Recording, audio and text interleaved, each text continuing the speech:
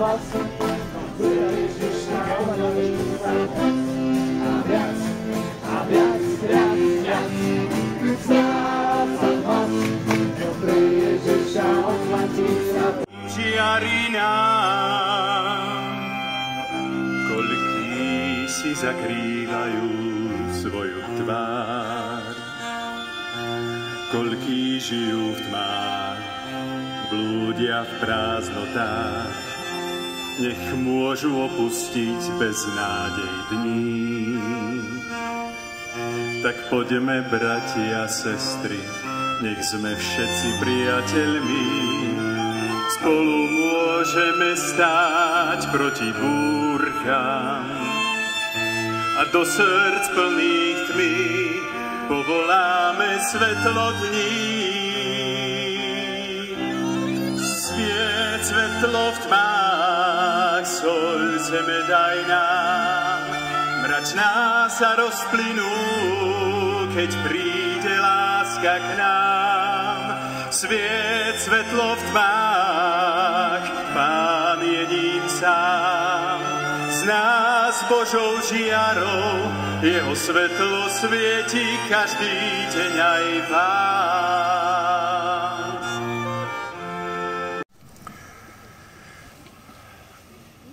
Je to Pán, ktorý sa dotýka ľudských srdc. Je to tajomstvo.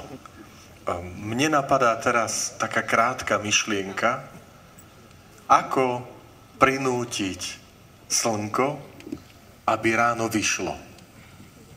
Nedá sa. Ako prinútiť Pána Boha?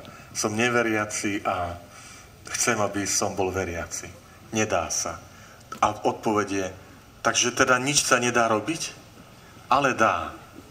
Keď bude vychádzať slnko, môžeme byť už pripravení, aby jeho lúče nás ožiarili.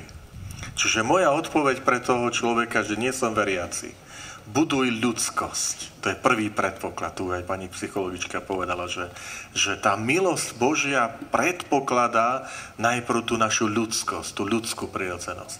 Nemôžeme byť dobrí veriaci, ak nie sme dobrí ľudia.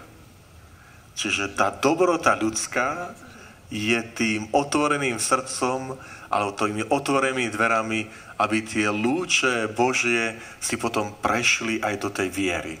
To znamená, moja výzva, prosba je, usiluj sa byť dobrým človekom, načúvať hlas svedomia, tej také ľudskosti, tej prirodzenej, aj takých proziev, že jednoduché, čo nechceš, aby ľudia robili tebe, nerob ani tým, čo chceš, aby ľudia robili od tebe, rob aj tým. Usiluj sa mať rád druhého, kde vidíš núdzeho, pomôž mu. To je ten taký prvý krok, aby potom už sme boli pripravení trošku, keď to slnko vyjde, necháme Pánu Bohu, kedy to vyjde, že nás môže ožiariť. Učeníci Jána Krstiteľa, nie sme učeníci židovských učiteľov. My chceme žiť, ako ty žiješ. A preto sa chceme modliť, ako sa ty modlíš. Oče náš je čisto prosebná modlitba. Až nás zaráža,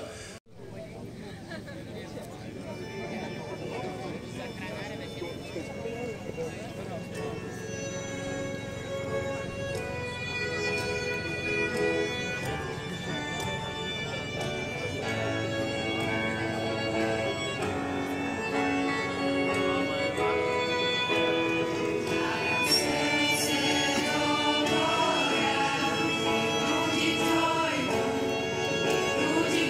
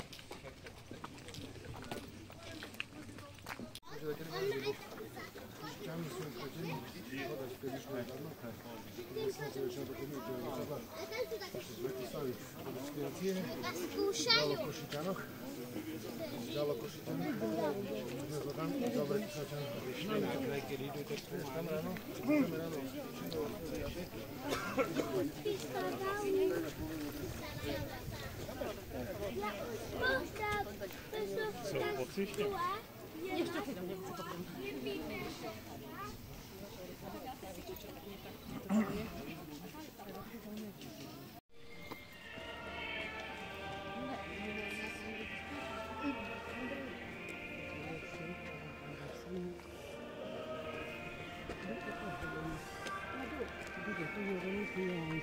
Tu wsadzać, co to jest.